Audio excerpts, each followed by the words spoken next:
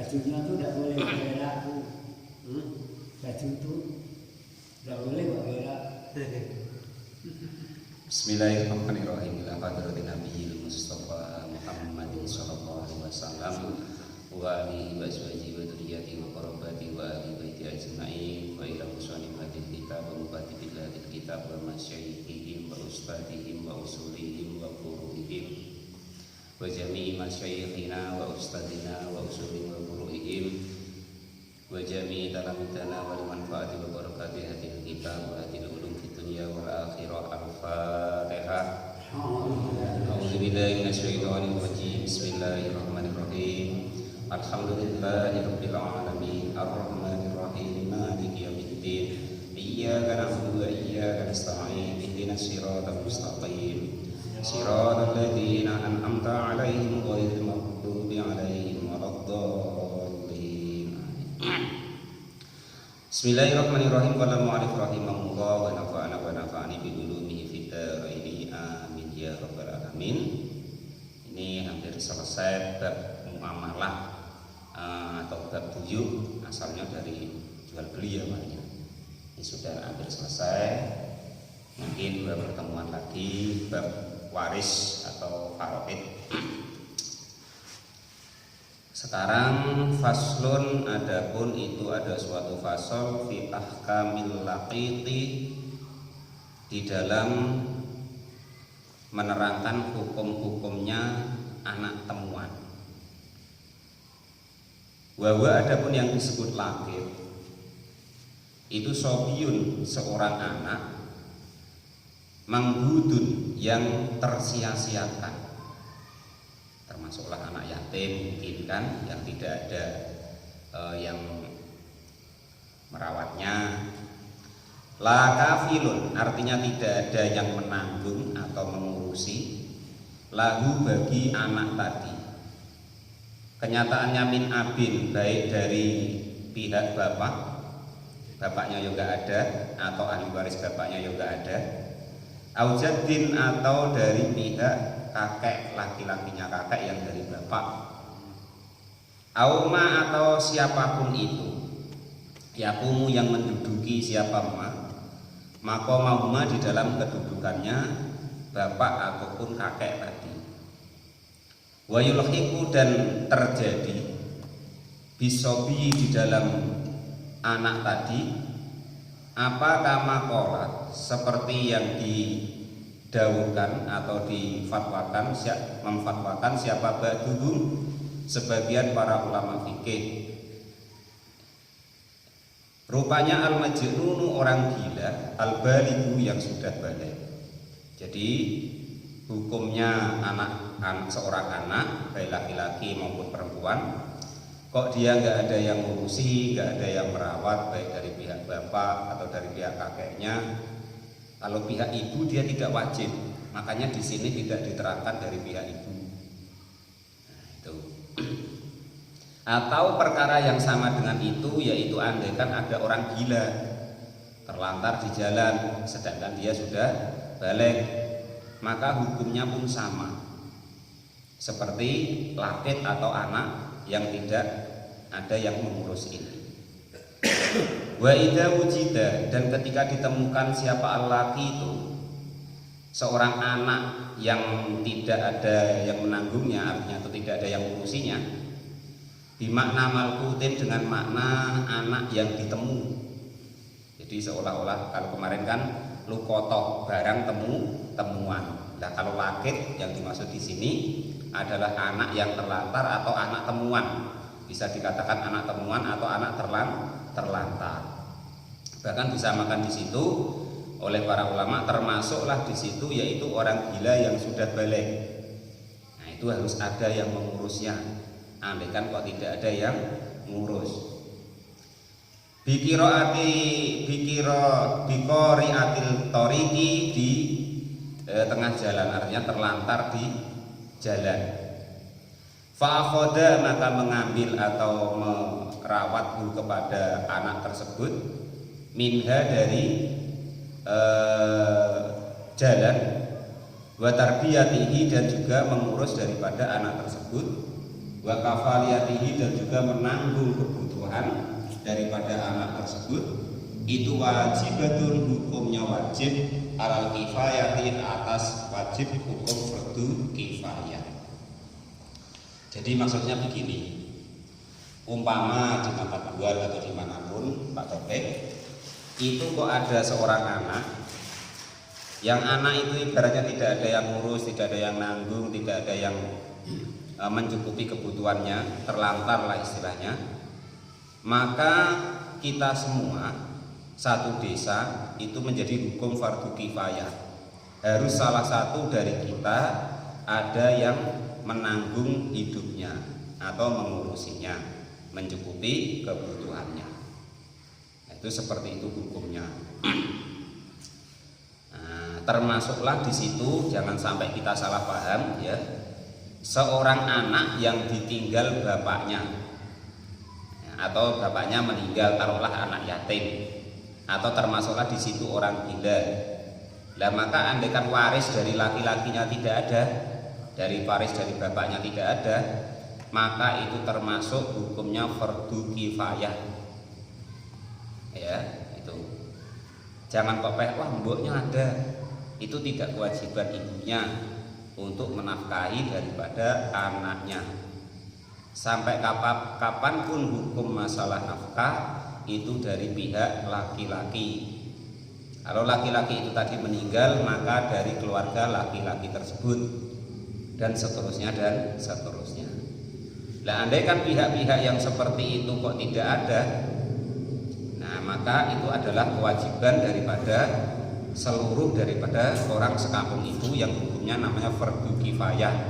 Harus salah satu ada yang mengopeni atau merawatnya dan mencukupi kebutuhannya dengan hukum fardu kifayah. Faidal takotohu, dan ketika menemukan atau merawat kepada anak tersebut siapa badun, sebagian miman dari rupanya miman dari orang-orang, gua yang adapun orang tersebut itu ahlun, sebagai ahli li khawdonatil laqiti, di dalam mengurus anak tadi, sakoto maka hukumnya gugur apa ismun, dosa, anil baki, dari yang lainnya. Artinya yang disebut fardu kifayah atau wajib kifayah itu adalah andaikan satu desa itu sudah satu orang mau melaksanakannya, maka gugurlah dosa semua orang di kampung tersebut. Nah, contoh-contoh daripada fardu kifayah, sholat mayat, termasuklah mengurus anak terlantar ini tadi, terus termasuklah menegakkan jamaah di masjid atau ya itu, terus dan masih beberapa hal lagi. Atau termasuklah Pak Topik, di desa kita harus ada salah satu orang yang alim. Nah itu namanya fardu kifayah. Kalau di desa satu pun orang yang alim tidak ada, maka kita wajib iuran untuk nyekolahkan seorang anak mondok sampai dia alim, sampai berhasil nanti untuk ngajarin kita semua. Yang kedua termasuklah mantri atau dokter, itu termasuk fardu kifayah. Jadi di desa kita harus minimal satu orang itu harus ada, entah itu bidan, entah itu perawat yang tinggal di desa kita, karena termasuk hukumnya fardu kifayah. Kalau satu pun itu tidak ada, nah, yang golongan tabib itu tadi, dokter lah atau perawat lah, atau golongan orang alim tadi, atau menegakkan jamaah di masjid, atau mensolati seorang mayat, atau mengurus anak yang terlantar tadi, maka kita semuanya berdosa. Satu kampung tersebut harus ada salah satu yang menegakkannya dari hal-hal tersebut. Qala al-mu'allif rahimahullah wa nafa'ana wa nafa'ani bihi darani amin ya rabbal alamin. Namun andaikan sudah ada satu orang saja yang menegakkan itu, maka semuanya tidak berdosa. Maka Pak Topik jangan kecil hati kalau ke masjid, ngurusin masjid, adzan tiap saatnya, karena sengaja nggak sengaja, sadar Pak Topik nggak sadar, itu sudah menolong orang sewilayahnya. sekampung, ya itu maka harus semangat. Nah itu ya. Dan termasuklah yaitu fardu kifayah, di salah satu wilayah itu harus ada wajib satu orang yang istiqomah ngajinya. Nah itu termasuk. Qala al-mu'allif rahimahullah wa nafa'ana bi dzikri amin ya rabbal alamin. Itu adalah fardu kifayah. Saya ngomong begitu tadi Pak Taufik supaya Pak Taufik semangat. Jangan kecil hati kalau ke masjid tidak tik kawannya. Nah, sudah lawayatan ada. Nah, ndak tik yang komat dewe. Ndak tik yang memati imam yo makmum, selesai. Organ tunggal sudah zamannya. Nah, itu. Qala al-mu'allif rahimahullah wa nafa'ani bi dzikri amin ya rabbal alamin. Minimal seperti itu. Makanya kita harus pikir-pikir namanya menegakkan namanya masjid. Kalau musola tidak wajib, ya. Tetapi kalau masjid wajib tegak jamaah 5 waktu. Kalau satu pun jamaah 5 waktu tidak ada, maka kita hitung baik, kita ingat-ingat baik. Di waktu apa tidak ditegakkan jamaah di masjid itu, maka di wilayah kita itu berdosa semuanya. Itu. Jadi Pak Taufik harus semangat. Ada orang nggak ada orang. Nah itu pokoknya kok di rumah tidak tegawe, tidak tehale, datang ke masjid. Adanya entah di speaker maupun nggak di speaker, berjamaah dewean ataupun ada kawannya. Nah itu seperti itu. Harus semangat. Setidaknya diri kita sendiri dulu. Nah itu caranya begitu. Karena kita itu sudah tahu hukumnya begitu, kita belajar untuk melaksanakan hukum-hukum agama itu. Kalau musola tidak wajib tuh, tapi kalau masjid, contoh ini kan masjid, nah itu wajib ada jamaah sholat 5 waktu. Macam mana pun harus berusaha, macam mana caranya. Bahkan andaikan ini kok harus membayar orang, bayarlah. Daripada duit itu nganggur, supaya untuk menegakkan kewajiban fardu kifayah itu bayarlah. Umpama kok tego minta bayar orang itu bayarlah. Tidak supaya tidak berdosa semua maksudnya. Daripada kita sayang duit 50-100 tapi berdosa semua Bang Edi. Nah, gambarnya begitu. Qala al-mu'allif rahimahullah wa nafa'ana bi dzikri amin ya rabbal alamin. Makanya kalau di kota-kota besar kita jangan heran kalau dia nyater imam, nyater ustaz. Ya tujuannya salah satunya itu untuk menggugurkan kewajiban. Selain daripada supaya memakmurkan daripada masjid dan masyarakatnya untuk ngajar anak-anak dan masyarakat di situ. Qala al-mu'allif rahimahullah wa nafa'ani bi dzikri amin ya rabbal alamin. La fa ilam yaltaqitu, andaikan kok tidak ada yang mengurus kepada anak yang ditemukan atau yang terlantar tadi, siapa ahadun satu orang pun asima maka berdosa siapa al-jami'u semuanya. Nah, termasuklah yang diterangkan tadi, andaikan satu pun tidak ada yang mengerjakan maka semuanya berdosa. Walaupun Pak Taufik nanti ngajak anak kecil atau nyuruh anak kecil suruh adzan segala macam, tidak apa-apa. Nah, itu sudah menggugurkan atau menolong orang sekampung, sadar nggak sadar, terima nggak terima itu begitu. Maka harus semangat. Walau alima, dan andaikan kok mengetahui bihi, dengan anak yang terlantar tadi siapa wahidun cuma satu orang, fakot maka saja ta'ayyana maka menjadi hukum fardu ain. Apa menolong alaihi kepada wahid atau satu orang tadi.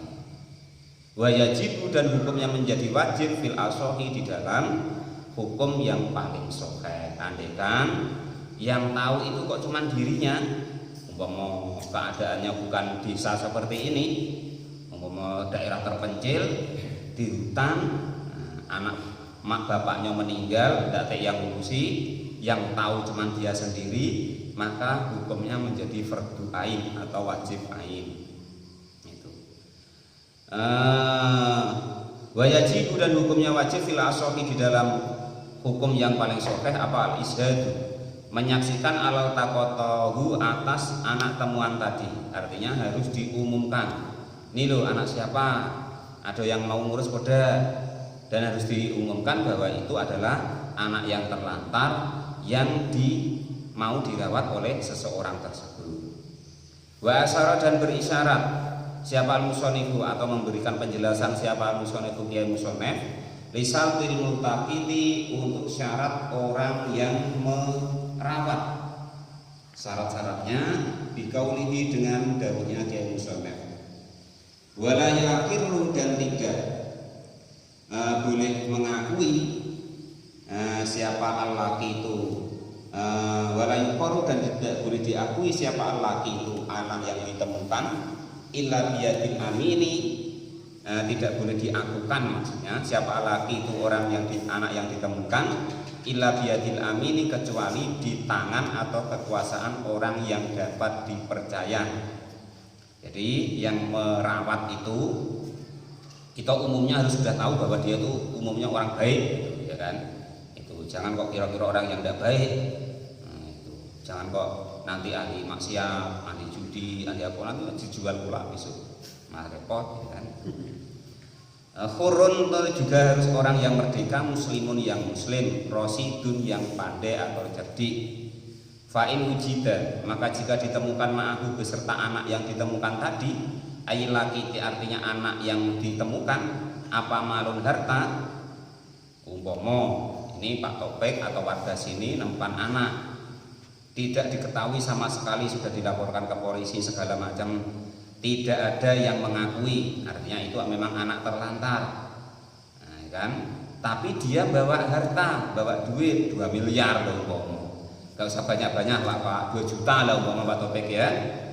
Angfako maka tidak boleh menggunakan siapa orang tersebut, tetapi angfako membelanjakan alaihi kepada harta yang dibawa anak temuan tadi siapa al-hakim hakim minggu dari anak temuan yang bawa harta tadi. Andaikan kok dia bawa harta, yang nak kerawat itu nggak boleh megang duitnya Pak Topik. Harus dipegangkan kepada umpama di situ RT, kalau di sini taruhlah kan, atau kadus, atau kepala desa, atau badan desa yang kiranya mengurusin itu, dan dialah yang mengelola duit itu untuk di keperluan anak tersebut. Pak Topik tinggal ngomong, "Weh, ini anak ini besok perlu seragam." Nah, ngomong sama beliau, sama yang megang duit tadi, entah RT, entah RW, entah kades tadi. Itu caranya begitu. Nggak boleh kita sendiri yang megang. Nanti timbul fitnah pula, dikira kita yang habisin. Nah itu. Wala yunfiku dan tidak boleh menggunakan siapa al-multaqi itu orang yang menemukan atau orang yang merawat alaihi kepada harta tersebut minhu dari anak yang ditemukan tadi. Illa biidnil hakimi kecuali dengan izin seorang hakim atau istilahnya itu ya pemimpin lah di sini, ya kan? Umpomo ini kata masa pemerintahan kita, kata RT-nya, kata kadusnya, kata kepala desanya yang sudahlah. Duit itu kamulah yang pegang, umpomo tuh ya, atau dari ketua adat, ya kan? Duit itu kamulah yang pegang. Namun tata caranya untuk menggunakan duit itu harus izin sama pemimpin tadi atau hakim tadi. Andaikan kok yang megang duit itu yang merawat anak tadi, ya itu caranya begitu. Wah repot nian Pak, ya memang repot. Tapi hukumnya begitulah, ini diterangkan seperti itu.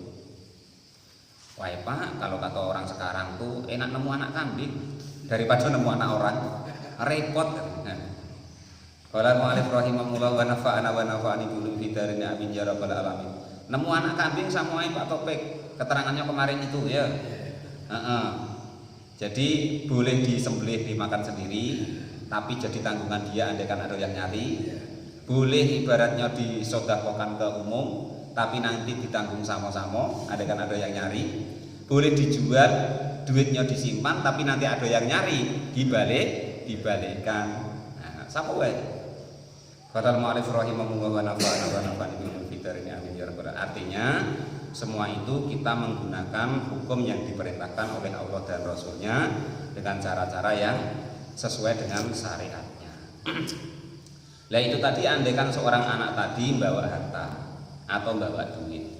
Lawa ilam yujad dan andaikan kok tidak ditemukan ma'ahu beserta anak yang terlantar atau ditemukan tadi apa malun harta, fanafaqatuhu maka adapun nafkah atau untuk keperluan anak temuan tadi itu kainatun tetap fi baitil mali, di dalam baitul mal atau kas desa atau kas negara atau kas masjid bahasa kita. Boleh kas masjid ya. In lam yakun, jika tidak ada lahu bagi anak tersebut apa malun harta amun yang umum. Kal waqafi, seperti wakaf alal qot'i secara hukum yang pasti. Jadi umpama kok tidak ada harta wakaf, tidak ada yayasan yang memberikan bantuan untuk anak tersebut, atau anak tadi tidak bawa harta atau tidak punya harta, maka yang wajib mengurusi atau untuk yang ngurusin orang yang lakukan tadi atau yang disepakati siapa yang urus, tetapi masalah kebutuhannya itu harus dari baitul mal atau mungkin ada hasil dari tanah wakaf atau ada dari contoh macam ini duit masjid, itu boleh Pak Topik ya, sudah dimusyawarahkan kemarin di MUI, boleh. Atau duit zakat atau duit infak. Nah, pokok bangsa-bangsa seperti itu boleh digunakan untuk menanggung kebutuhan daripada anak yang terlantar atau yang tidak ada yang mengurusi tadi. Nah, itulah hukum-hukum daripada andaikan kok ada anak yang terlantar, atau di situ diterangkan juga atau ada orang gila di tempat kita dan tidak ada yang mengurusinya, atau maka itu pun termasuk hukumnya seperti itu tadi.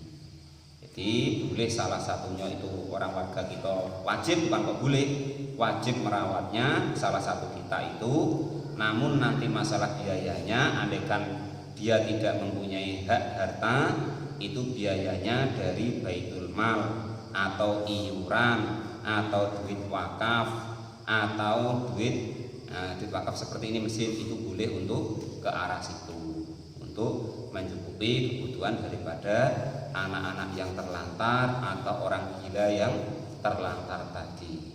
Itulah hukum-hukum daripada anak temuan atau anak yang terlantar yang tidak ada orang yang merawatnya atau menanggung daripada kebutuhannya. Wallahu a'lam bishawab. Alhamdulillahirabbil